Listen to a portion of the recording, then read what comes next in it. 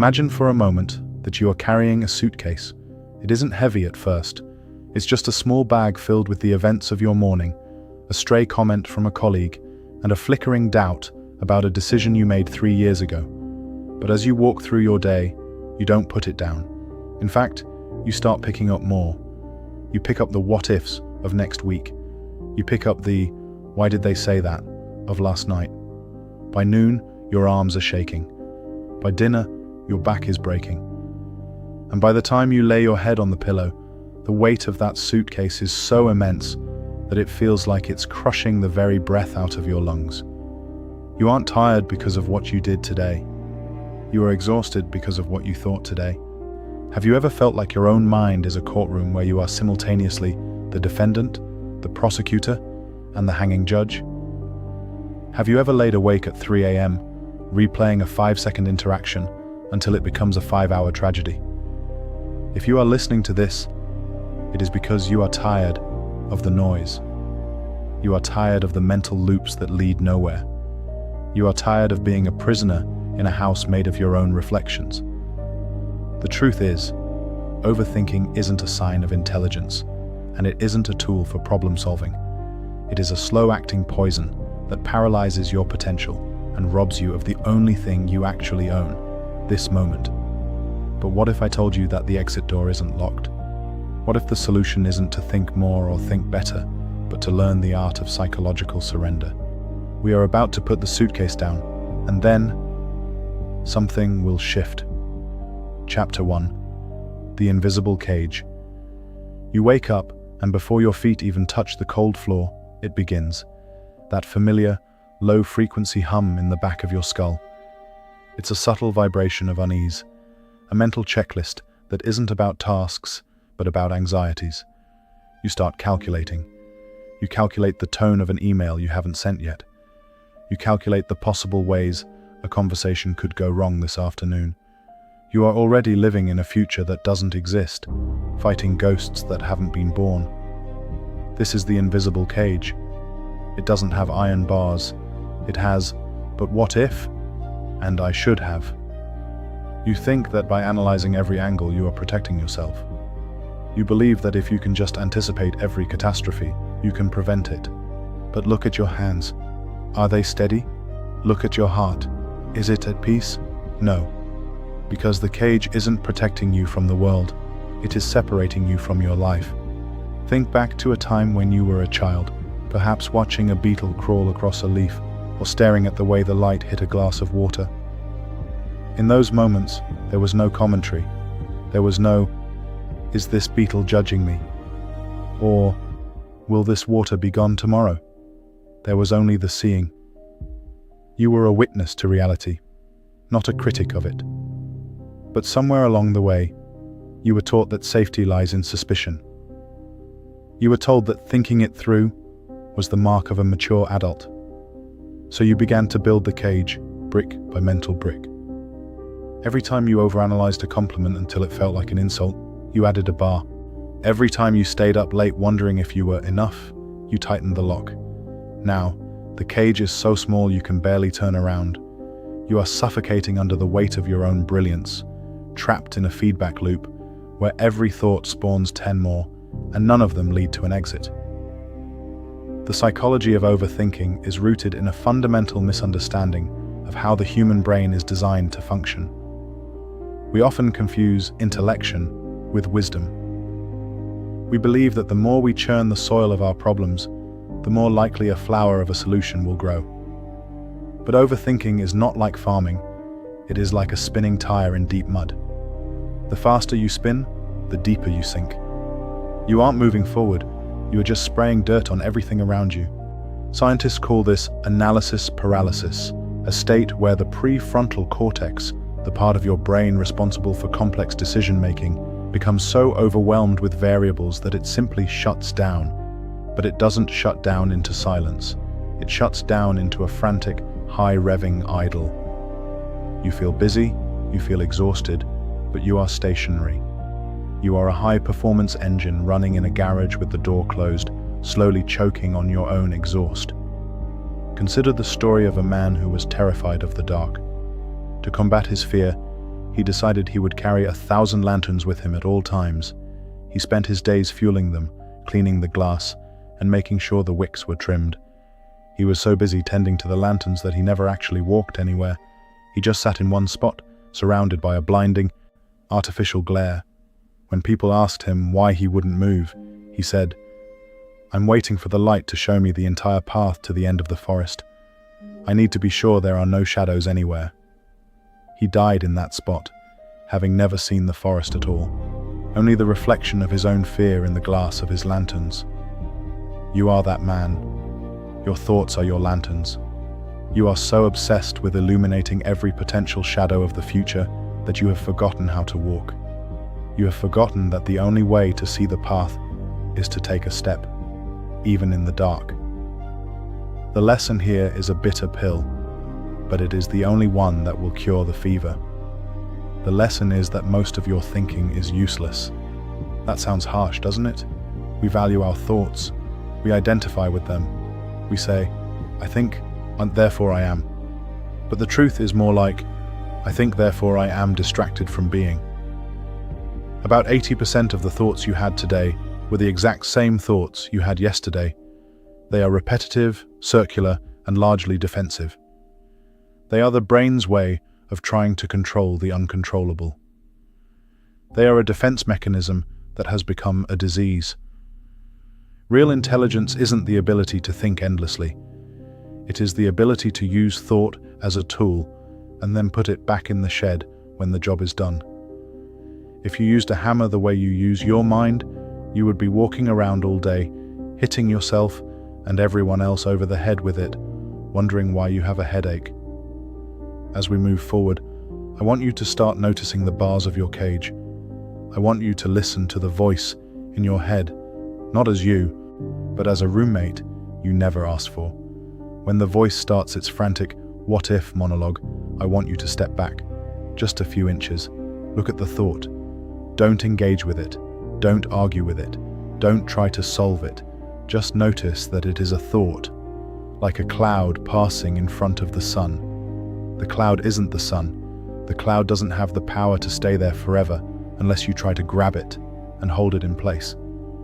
We are going to learn how to let the clouds move. We are going to learn how to stop being the defendant in that internal courtroom. Because the secret to peace isn't finding the right answers. It is realizing that most of the questions you are asking yourself aren't actually worth answering. And then, something will shift. You will realize that the cage door has been open this entire time, like you just had to stop looking at the lock and start looking at the sky. In the next chapter, we will explore the safety trap, the biological reason why your brain thinks overthinking is keeping you alive, and why it is actually doing the opposite. We will peel back the layers of your survival instincts and see how your ancient brain is misfiring in a modern world. Are you ready to see what lies beyond the bars? Chapter 2. The safety trap. You tell yourself that you overthink because you care. You tell yourself that you are being thorough, that you are being responsible, that you are preparing. You believe that if you stop worrying, you will lose your edge. You fear that if you let go of the mental rope, you will fall into a canyon of failure. This is the safety trap. It is the seductive lie that anxiety is a form of competence. It is the belief that your stress is the fuel for your success. But let's look at the evidence. When was the last time a brilliant, life-changing idea came to you while you were frantically overanalyzing a problem at 2 a.m.? It didn't. It probably came to you in the shower, or while you were walking, or in that quiet moment just before you fell asleep. It came when you stopped thinking. Your brain is an ancient piece of hardware running on a very old operating system. For most of human history, thinking ahead meant wondering if there was a saber-toothed cat behind the next bush. Worry was a survival mechanism. If you weren't worried, you were lunch. But today, the saber-toothed cats are gone. They have been replaced by deadlines, social media comments, and mortgage payments. Your brain, however, doesn't know the difference. When your boss sends an email that says, "We need to talk," your amygdala, the brain's alarm system, fires exactly as it would if a predator were lunging at your throat. It triggers a cascade of stress hormones. It demands that you think, analyze, and react. But since there is no physical predator to fight or flee from, the energy has nowhere to go. It turns inward. It becomes a frantic, circular thought process. You are trying to outthink a physical threat that isn't physical. This is why overthinking feels so productive. Even though it accomplishes nothing, it gives you the feeling of doing something. It provides a false sense of control. As long as you are working on the problem in your head, you feel like you are in the game. But this is like a pilot who is so focused on checking the fuel gauges that he forgets to actually fly the plane. You are using up all your mental fuel on the check, leaving nothing for the journey. The safety trap is built on the illusion that certainty is possible.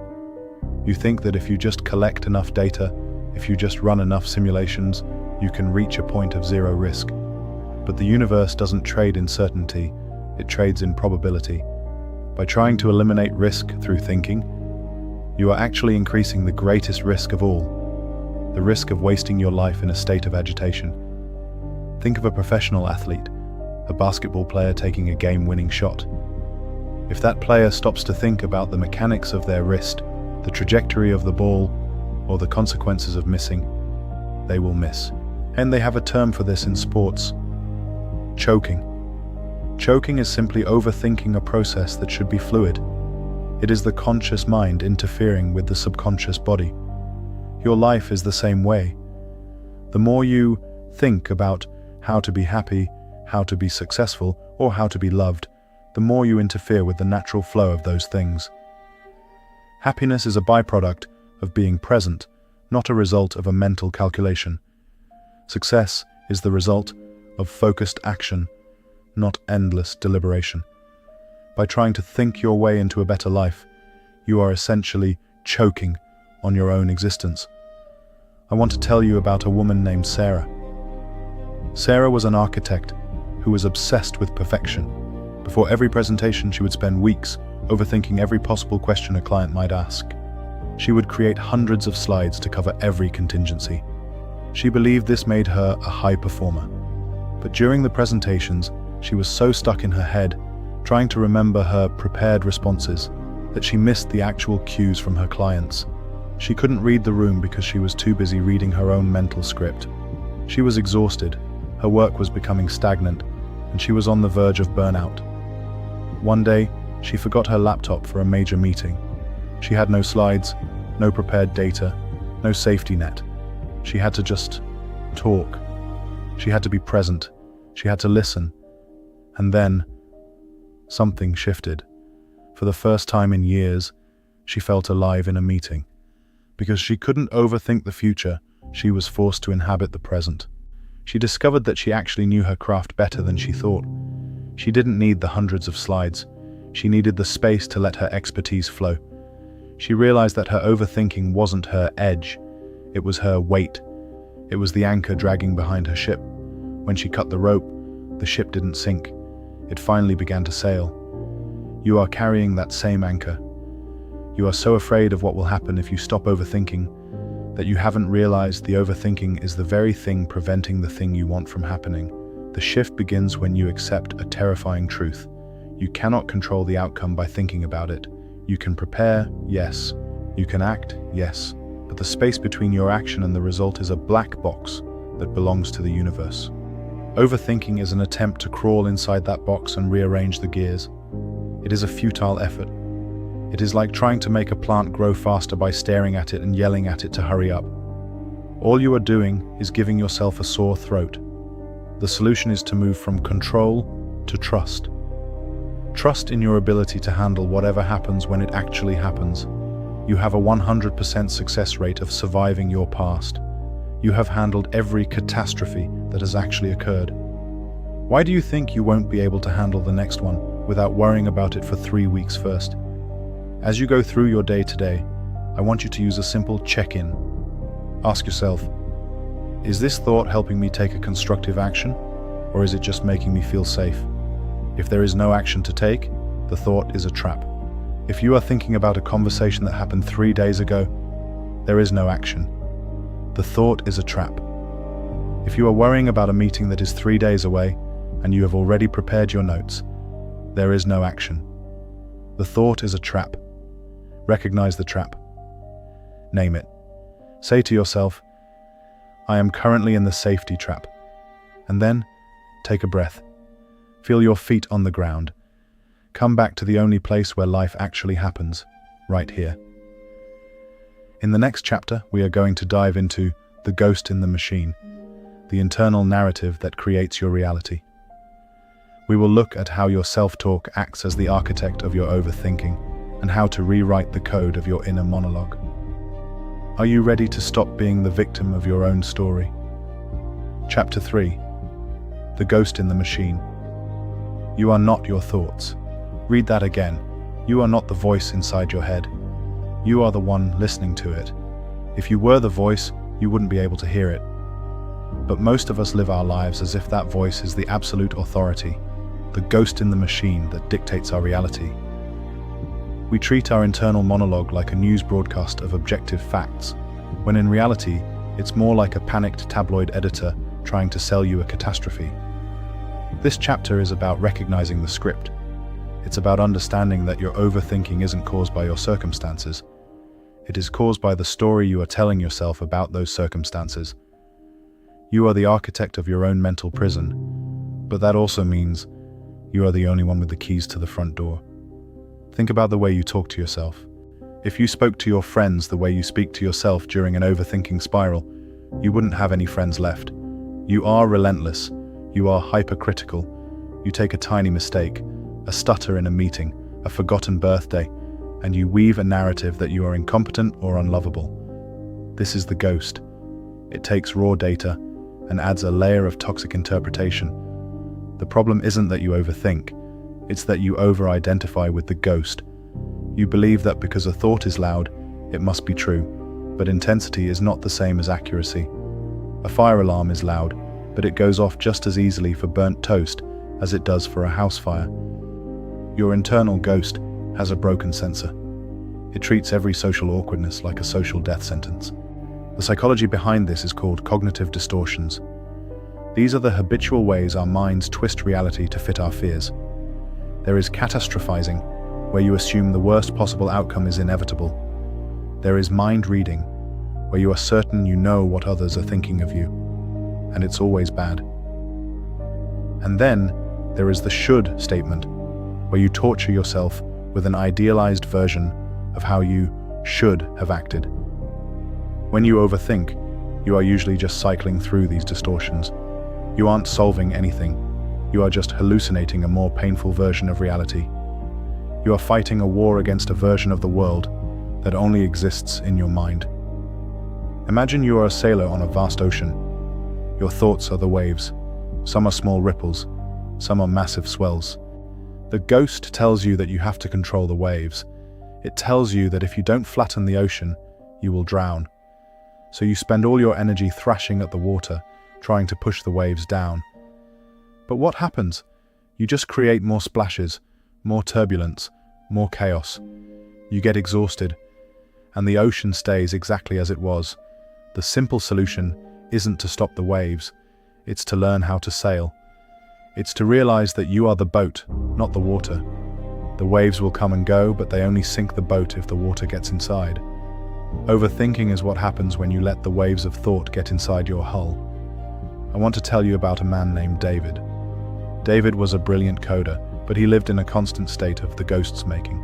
Every time his code was reviewed, he didn't see it as a technical critique, and he saw it as a personal indictment. He would spend hours after work replaying the comments, wondering if his co-workers thought he was a fraud. He was imposter syndrome personified. He thought his overthinking was making his code better, but it was actually making him slow, hesitant, and miserable. One day, he decided to try a technique called externalizing. He gave his overthinking voice a name. He called it Panic Pete. And then, something shifted. The next time he received a critique, and the familiar spiral started, he didn't say, "I am a failure." He said, "Oh, Panic Pete is having a meltdown again." By giving the ghost a name, he created distance. He realized that Pete was just a part of his mind, not the whole of his being. Pete could scream all he wanted, but David didn't have to give him the steering wheel. He started to treat Pete like a noisy neighbor, someone you hear through the wall, but someone you don't invite over for dinner.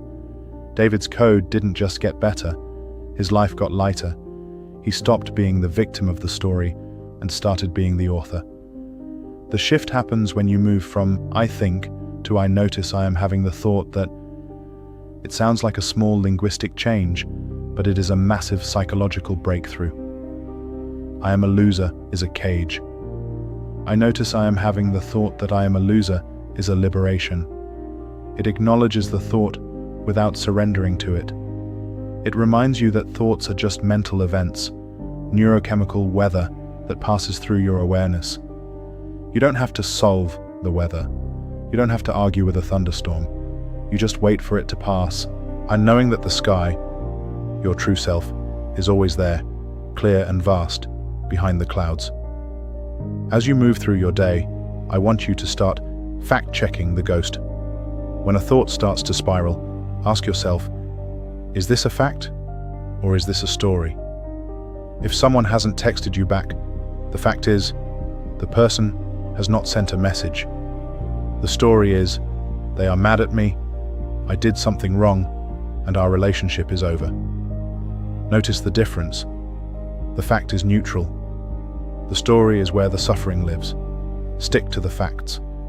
Let the ghost tell its stories in the background, but don't give it any screen time. You are the director of this production. You decide which characters get the microphone. In the next chapter, and we will look at the perfectionist's poison. We will explore how the pursuit of the perfect choice leads to the worst mental state, and how the good enough philosophy is the secret to mental freedom. Are you ready to let go of the impossible and embrace the actual? Chapter 4. The Perfectionist's Poison. We live in a culture that worships the best. We are told to find the best career, the best partner, the best diet, the best version of ourselves. But for the overthinker, this pursuit of the best is a death trap. We have become maximizers, people who cannot make a decision until they have examined every single possible alternative to ensure it's the absolute optimal choice. We think we are being diligent. We think we are being high achievers. But the truth is, perfectionism is just a fancy suit that fear wears. It is the fear of making a mistake, the fear of being judged, the fear of the what if. And the cost of this poison is a life lived in a state of perpetual hesitation. Overthinking and perfectionism are twins. They feed each other. You overthink because you want to be perfect, and your desire for perfection makes you overthink. It's a closed loop. You spend 45 minutes choosing a restaurant. You spend 3 hours drafting a 1-paragraph email. You spend years in a relationship you know isn't right because you're afraid the perfect person is just around the corner. Or that this person could be perfect if you just thought about it enough. But here is the secret that the world won't tell you. Perfection is a ghost. It doesn't exist. It is a horizon line that moves further away the faster you run toward it. And by chasing the best, you are missing the good. The psychological toll of maximizing is profound. Studies show that people who seek the absolute best in their choices are consistently less happy and more prone to regret than satisficers. People who look for an option that meets their good enough criteria and then move on. The maximizer is never done. Even after they make a choice, they continue to overthink. They wonder if they could have done better.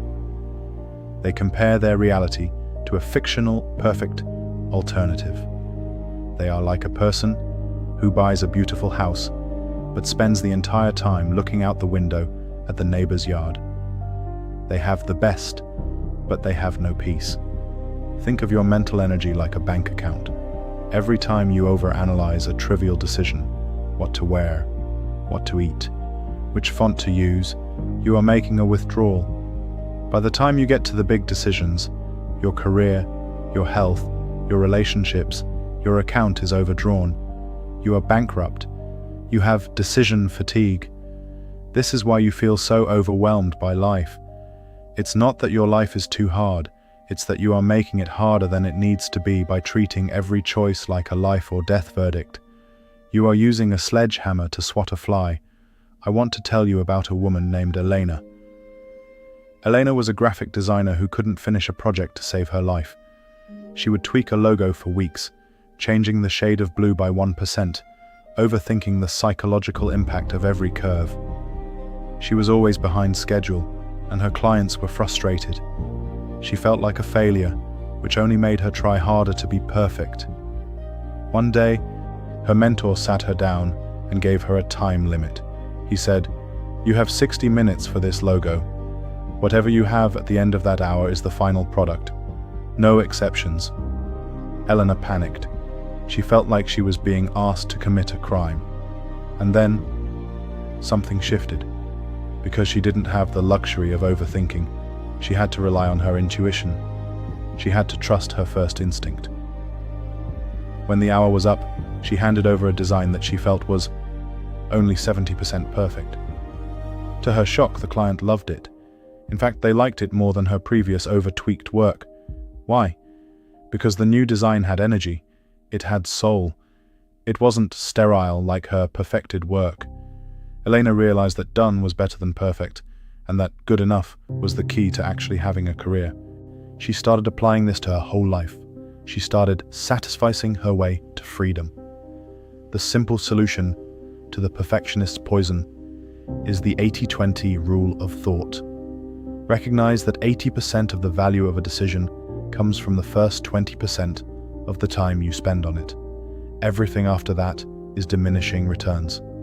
It's the overthinking zone. If you can learn to pull the trigger when you are 80% sure, your life will move 4 times faster. You will make more mistakes, yes, but you will also have more successes. And most importantly, you will have your mind back. You will stop being a curator of possibilities and start being a creator of realities. As you go through your day, I want you to practice the 5-second rule. If a decision is trivial, anything that won't matter in a year, give yourself 5 seconds to choose. Unpick the blue shirt, order the salmon, send the email. Don't let the poison of perfectionism seep in. Feel the rush of the quick choice. It's like a muscle. The more you use it, the stronger your action instinct becomes, and the weaker your overthinking habit grows. You are reclaiming your bank account. You are saving your gold for the things that truly matter. In the next chapter, we will talk about the future's shadow. We will explore how we use overthinking to time travel into a scary future, and how to ground yourself in the power of now. Are you ready to stop living in the not yet and start living in the already? Chapter 5: The Future's Shadow. We are the only species on Earth cursed with the ability to time travel. We can sit in a perfectly comfortable chair, in a warm room, with a full stomach, and yet be in total agony because our minds have traveled 3 years into a future where we are alone, broke, or failed. This is the future's shadow. It is the act of borrowing trouble from a tomorrow that hasn't happened yet. We overthink because we believe that worry is a down payment on a problem. We think that if we suffer enough now, we might buy some safety for later. But the future's shadow is an optical illusion. The further you look into the distance, the more distorted the shapes become. You are making life-altering decisions based on a mirage. Think about the mental real estate you occupy. Most overthinkers spend about 10% of their time in the past, 5% in the present, and a staggering 85% in a hypothetical future. You are living in the not yet. You tell yourself, "I'll be happy when I get the promotion," or "I'll be at peace once this project is finished." But when the when becomes the now, you don't stop. You just move the goalposts. You find a new future to worry about. You are like a person chasing their own shadow. No matter how fast you run, the shadow stays exactly the same distance ahead of you. You are missing the life you are actually living for the sake of a life you might never have. The psychology of this time travel is rooted in our intolerance for uncertainty. The brain hates a vacuum. When it doesn't know what is going to happen, It fills the space with worst-case scenarios. This is a survival instinct, but in the modern world, it becomes a prison. You overthink the not yet, because you are trying to solve a problem that doesn't have all the variables yet. It's like trying to solve a math equation where half the numbers are missing. You can churn the numbers for 1,000 years, but you'll never get the right answer because the data doesn't exist yet. The future is a quantum state. It is a cloud of possibilities until it actually happens. By overthinking it, you are trying to collapse the cloud prematurely. Imagine you are driving a car at night on a long, winding highway. Your headlights only show you about 200 feet in front of you. You can't see the destination. You can't see the curves that are 5 miles away. You can't see if there's a fallen tree around the mountain bend. But you don't pull over to the side of the road and have a panic attack because you can't see the whole route at once. You trust the 200 feet. You know that as long as you keep moving, the light will move with you. You handle the road as it arrives. Overthinking is the attempt to see the entire 500 miles of the journey before you even take the car out of the driveway. It is the attempt to drive with headlights that don't exist. I want to tell you about a man named Marcus. Marcus was a middle manager who was obsessed with his 5-year plan. He overthought every career move, every networking event, and every social interaction through the lens of where it would put him in half a decade. He was so focused on the shadow of his future self that he was miserable in his present self. He was irritable with his kids, distant with his wife, and constantly stressed at work. He was succeeding on paper, but he was failing at life.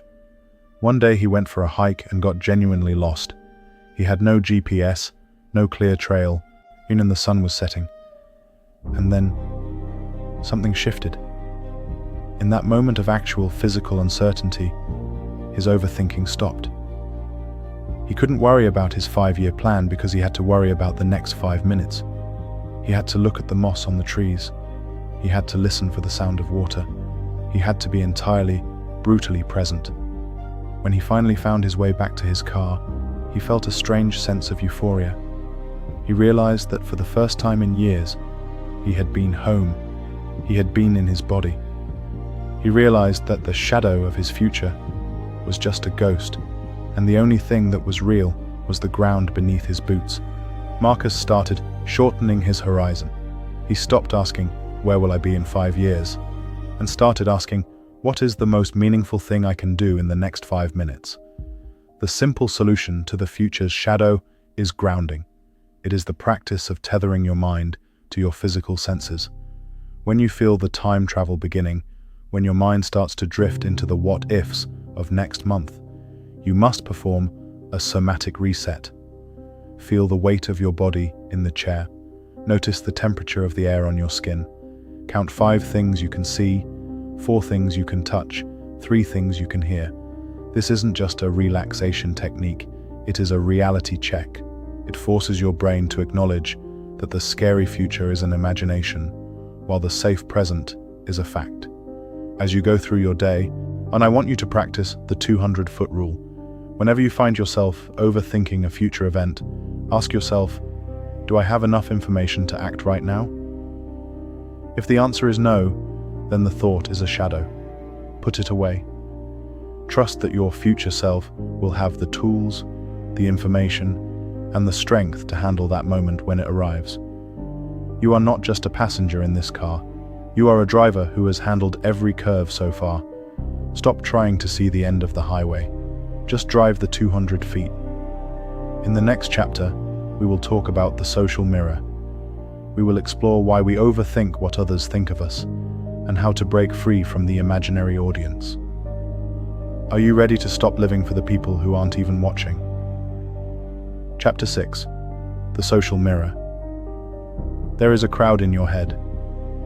They're sitting in a dark theater, watching your every move on a giant screen. They are whispering to each other, pointing out your flaws, laughing at your mistakes, and judging your every word. This is the social mirror, also known in psychology as the spotlight effect. We overthink our social interactions because we believe we are the center of everyone else's universe. We believe that people are thinking about us nearly as much as we are thinking about ourselves. This is the ultimate overthinker's delusion. It turns every coffee date, every meeting, and every text message into a high-stakes performance. But the truth is much more liberating.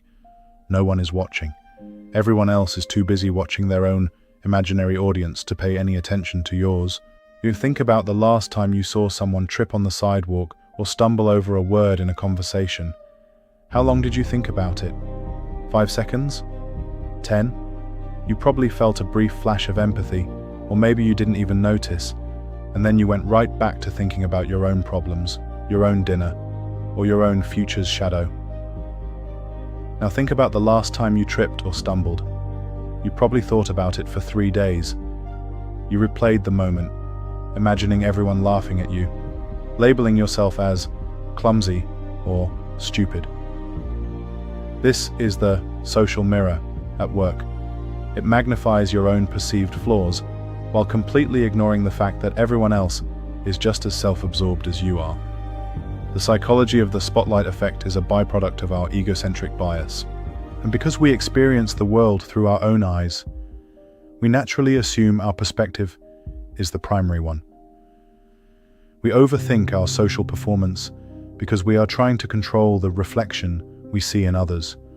We want to be perceived as smart, funny, cool, or competent. But other people's opinions are not a reflection of you. They are a reflection of them. Their judgment of you is filtered through their own insecurities, their own bad moods, and their own histories. Trying to think your way into a perfect social image is like trying to paint a masterpiece on a moving target during a windstorm. It is an impossible task that only leads to social anxiety and post-event rumination. Imagine you are wearing a mask. It's a beautiful mask, perfectly crafted to show the world exactly what you want them to see. But the mask is heavy. It's hard to breathe behind it. And because you are so focused on keeping the mask in place, you can't actually see the people you are talking to. You are so busy monitoring your performance that you aren't actually participating in the connection. You are a social actor, not a social being. Overthinking is the act of constantly checking the fit of the mask. Did I sound smart there? Was that joke too much? Do they think I'm boring? The more you check the mask, the more fake you feel, and the more disconnected you become. I want to tell you about a woman named Maya. Maya was a teacher who was terrified of her students' parents. Before every parent-teacher conference, she would overthink every word she was going to say. She would practice her professional face in the mirror, and she was so afraid of being found out as an amateur that she was stiff, defensive, and unapproachable. The parents in turn felt her tension and became defensive themselves. It was a cycle of social friction. One day, Maya was having a terrible day. She had a cold, she was exhausted, and she just didn't have the energy to wear the mask. She walked into the conference and said, "I'm going to be honest, I'm a bit overwhelmed today, so let's just get straight to how we can help your son." And then, something shifted. The parent didn't judge her. In fact, the parent exhaled a sigh of relief and said, "Oh, thank God, I'm overwhelmed too. This week has been a nightmare." For the first time, a real connection happened. By dropping the mirror, Maya allowed the other person to drop theirs. She realized that people don't want perfection, but they want presence. They don't want a performance. They want permission to be human. Maya stopped overthinking her image and started underthinking her humanity. Her meetings became shorter, her relationships became deeper, and her anxiety vanished. The simple solution to the social mirror is the focus out technique. Overthinking is a focus in disease. You are staring at your own navel until you go cross-eyed. The cure is to turn your spotlight outward. When you are in a social situation, stop wondering how you are doing and start wondering how they are doing. Listen to their words. Look at their eyes. Become a social scientist rather than a social defendant. If you are genuinely curious about another person, you don't have the mental bandwidth left to overthink yourself. You move from self-consciousness to other consciousness. As you go through your day, I want you to remember the 18-40-60 rule. At age 18, you care what everyone thinks of you. At age 40, you stop caring what people think of you. At age 60, you realize they were never thinking about you in the first place. You can skip the next few decades and go straight to the 60-year-old wisdom right now. Assume the theater is empty. Assume the audience has gone home. If no one is watching, what would you say? How would you move? Live your life for the empty theater, and you will finally be free to be yourself. In the next chapter, we will discuss the action antidote. We will explore why doing is the only cure for thinking, and how to move from planning to execution with zero friction. Are you ready to stop talking about it and start being about it? Chapter 7. The Action Antidote. You cannot think your way out of a hole you behaved your way into. We often treat overthinking as a form of mental preparation, but in reality, it is a form of sophisticated procrastination. We tell ourselves we are thinking it through so we don't make a mistake, but the real mistake is the refusal to move. Overthinking is a static state. Action is a dynamic one. You have probably noticed that your anxiety is at its highest right before you start a task, and it miraculously begins to dissipate the moment your hands start moving. This is because doing is the only true antidote to thinking. When you act, you move the problem from the hypothetical world of the ghost into the physical world of reality, where it is finally manageable. The psychology of the action antidote is based on the relationship between the executive mind and the motor cortex. When you are stuck in an overthinking loop, you are trapped in a prefrontal overload. Your brain is firing in the areas responsible for prediction and judgment, but it is neglecting the areas responsible for movement. By taking even the smallest physical action, you force the brain to reroute its energy. You are essentially starving the overthinking centers to feed the action centers. You don't need motivation to act. You need movement to create motivation. Most of us have the order backward. We wait to feel ready, not realizing that readiness is a byproduct of being in motion. Consider the kitchen table phenomenon. You have a stack of mail, a bill you don't want to pay, or a difficult email you need to write. You sit on the couch and think about it. You think about how long it will take. You think about how unpleasant it will be. You think about what might happen if you get a bad response. The thought of the task is 10 times more painful than the task itself. You are suffering in a simulated reality. But the moment you stand up, walk to the table, and open the envelope, the simulation ends. The ghost vanishes. You are no longer overthinking a bill. You are simply paying a bill. The weight drops because the unknown has become known. Imagine your life is a river. Overthinking is like building a dam. You stop the flow because you want to analyze the water. You want to make sure the current is just right. You want to test the pH levels. But as the water sits behind your mental dam, it becomes stagnant. It breeds mosquitoes. It grows slime. It becomes a swamp of regret and anxiety. Action is the act of breaking the dam. It doesn't matter if the water flows perfectly at first. It doesn't matter if there's a splash or a bit of a mess. The movement itself purifies the system. A moving river is a healthy river. A moving life is a clear life. I want to tell you about a man named Julian. Julian wanted to start a podcast for 3 years. He overthought the niche. He overthought the microphone brand. He overthought the intro music. He had 27 notebooks filled with strategies and potential guest lists. He was an expert on podcasting, but he hadn't recorded a single second of audio. He was paralyzed by the perfect plan.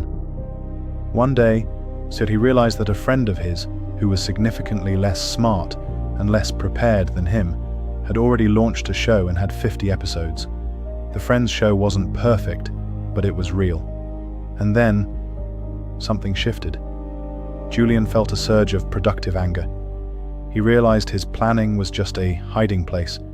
He took his phone, sat in his car where it was quiet, and recorded a 5-minute episode 0. No fancy mic, no intro music, no strategy. He just spoke. The moment he hit upload, the 3 years of pressure disappeared.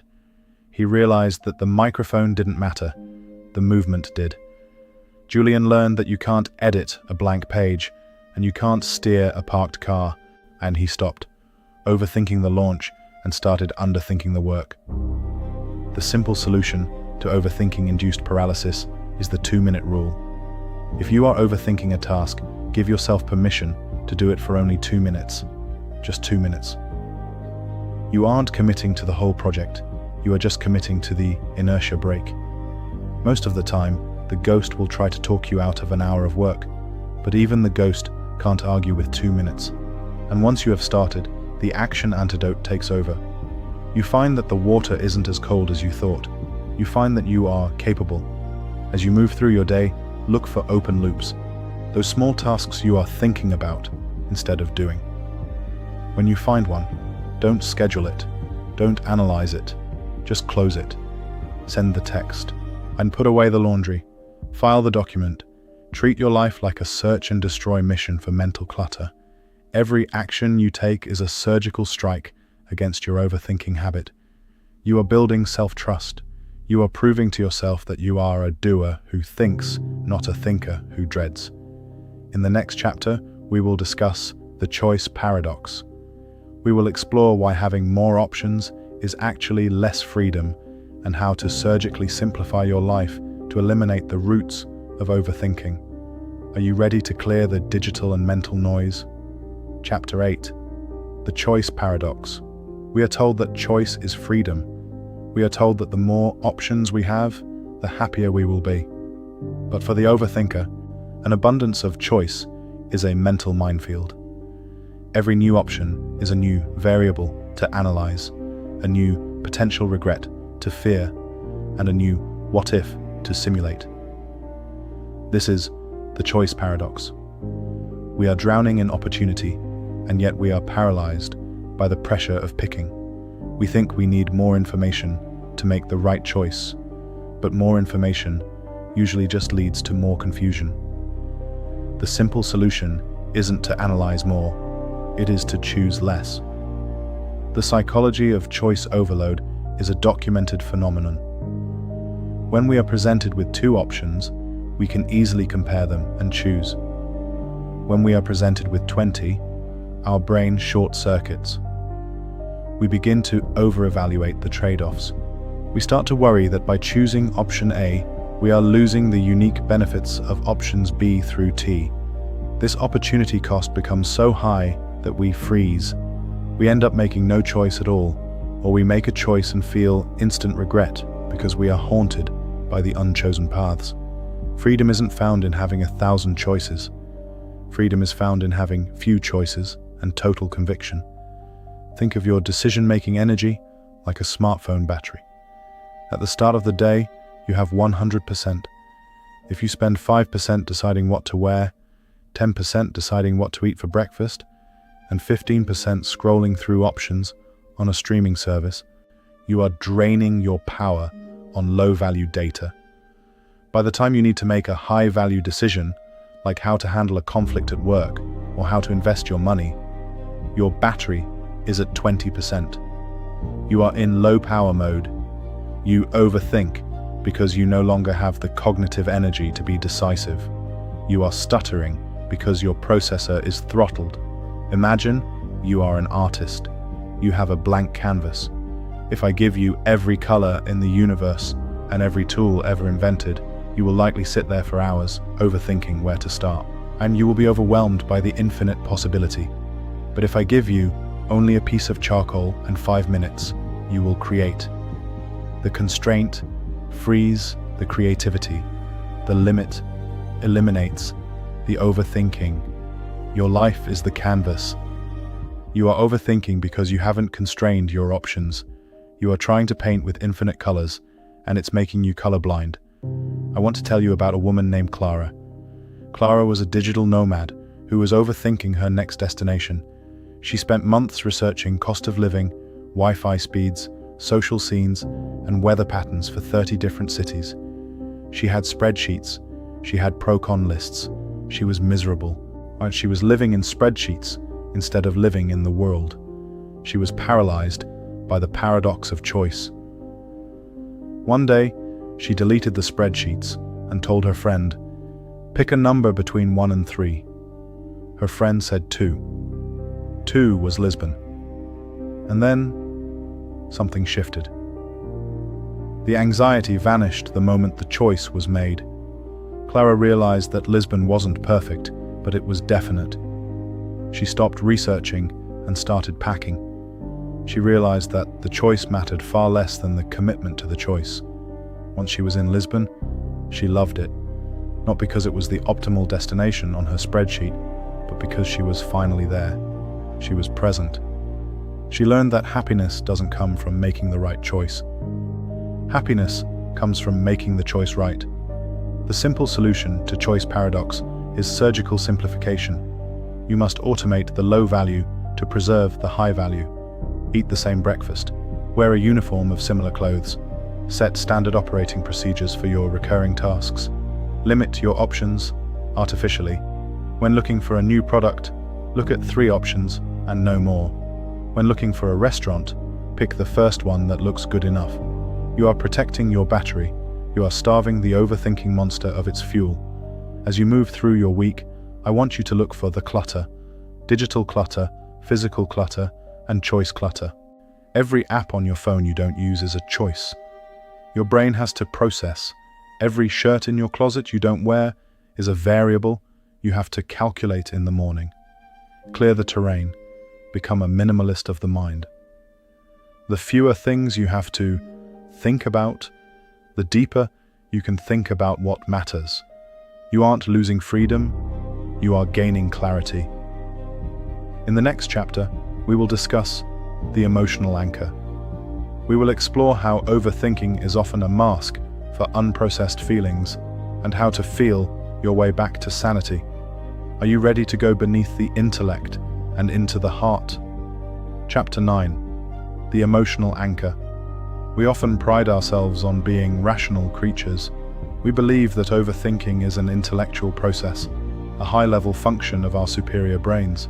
But if you look closely at your most intense spirals, you will find that they aren't built on logic at all. They are built on a vibration. They are built on a feeling of vibration. They are built on a feeling that you are trying to avoid. This is the emotional anchor. We use overthinking as a mental smokescreen to distract us from a raw, uncomfortable emotion, usually fear, shame, or a sense of inadequacy. We would rather think for 10 hours than feel for 10 minutes. But you cannot think your way out of a feeling. You can only feel your way through it. The psychology of affective bypass explains why we get stuck in these loops. When an uncomfortable emotion arises, the ghost in the machine immediately categorizes it as a problem to be solved. It translates the feeling into thoughts. For example, the feeling of insecurity is translated into the thought, "I need to analyze everything I said at the party to see if I looked stupid." By moving the experience from the heart to the head, you feel a temporary sense of control. You are doing something about the pain, but you are actually just repressing the emotion, and anything you repress will eventually leak out as anxiety. Overthinking is the sound of that leaking. Think of your emotions like waves in the ocean. A wave has a beginning, a peak, and an end. If you let the wave wash over you, it lasts about 90 seconds. You feel the sting, you feel the heat, and then it recedes. But overthinking is the act of building a wall in front of the wave. You spend all your energy trying to stop the water from touching you. But because you are fighting the wave, or you never let it finish, you keep it suspended in a state of permanent tension. You are anchored to the very emotion you are trying to escape. The only way to be free of the anchor is to dive in. Imagine you are a radio. Your thoughts are the static, and your emotions are the signal. When the signal is painful, when it's a song of grief or a broadcast of fear, you turn up the static to drown it out. You overthink to create enough noise so you don't have to hear the message. But the signal doesn't go away just because you can't hear it. It's still vibrating through the speakers of your body. It's causing muscle tension, digestive issues, and sleep deprivation. The simple solution isn't to create more static. It's to turn the volume of the signal up, listen to it once, and let it play out. I want to tell you about a man named Samuel. Samuel was a successful lawyer who lived in a state of constant rumination about his firm's future. He would overthink every partnership agreement and every potential lawsuit until he was physically sick. He believed he was just being thorough. One day, during a particularly bad spiral, his therapist asked him, "Samuel, if you stop thinking about the firm for 5 minutes, what do you feel in your chest?" Samuel went quiet. He closed his eyes, and then something shifted. He felt a massive, crushing weight of sorrow. He realized that his overthinking wasn't about the law firm at all. It was about the recent death of his father, a man who had been his anchor. Samuel had been using work thoughts to avoid grief feelings. He had been thinking so he wouldn't have to mourn. The moment he allowed himself to feel the sadness, to actually cry and acknowledge the loss, the overthinking about the firm evaporated. The problem didn't need a mental solution, it needed an emotional release. Samuel learned that his head was just a hiding place for his heart. The simple solution to the emotional anchor is the 90-second feel. When you find yourself in an overthinking loop, stop. Don't look at the thoughts. Look at your body. Where is the heat? Where is the tightness? Is it in your throat, your stomach, your chest? Name the emotion. This is fear. This is loneliness. This is shame. And then sit with it. Don't try to change it. Don't try to solve it. Just let the wave hit you. Breathe through the 90 seconds of raw sensation. You will find that once the emotion is witnessed, the ghost no longer has a reason to scream. The static dies down because the signal has been received. As you move through your day, practice emotional check-ins. Instead of asking, "What am I thinking?" ask, "What am I feeling?" If you feel a negative vibration, don't run to your brain for a plan. Run to your breath. Soften your shoulders. Unclench your jaw.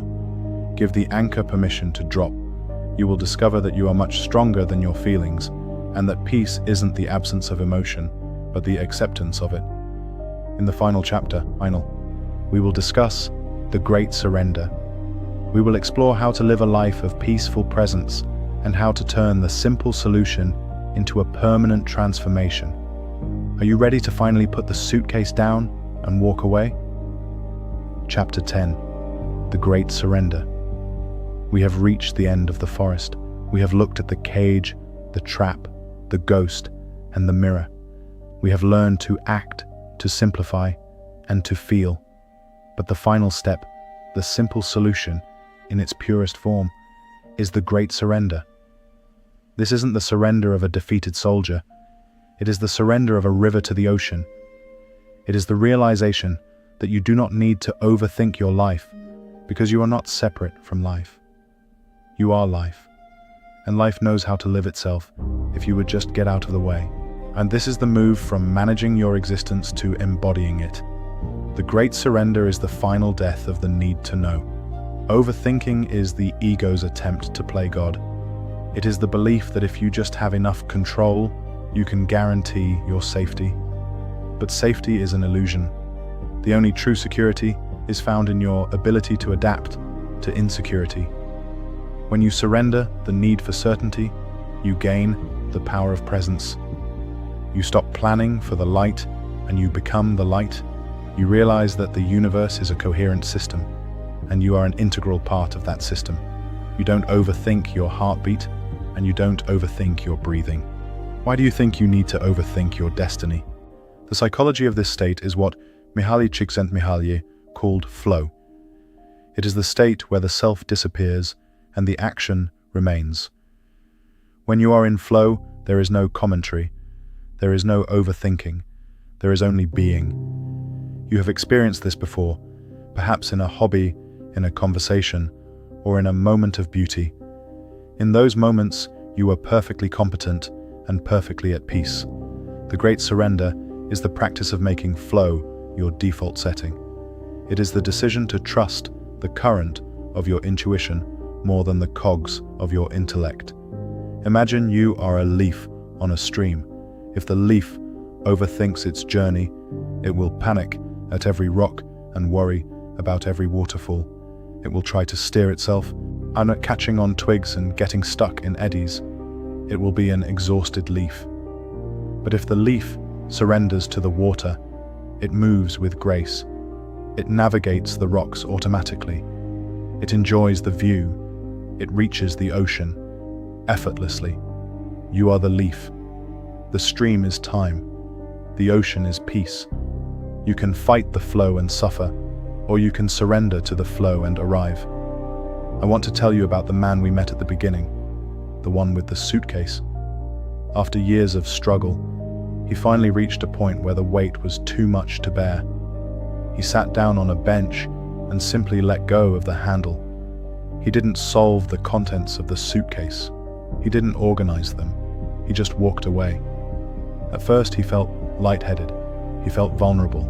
He kept looking back, worried that someone would steal his troubles. And then something shifted. He realized that no one wanted his troubles. The suitcase just sat there, motionless, while he walked into the woods. He noticed the smell of the pine. He heard the call of a hawk.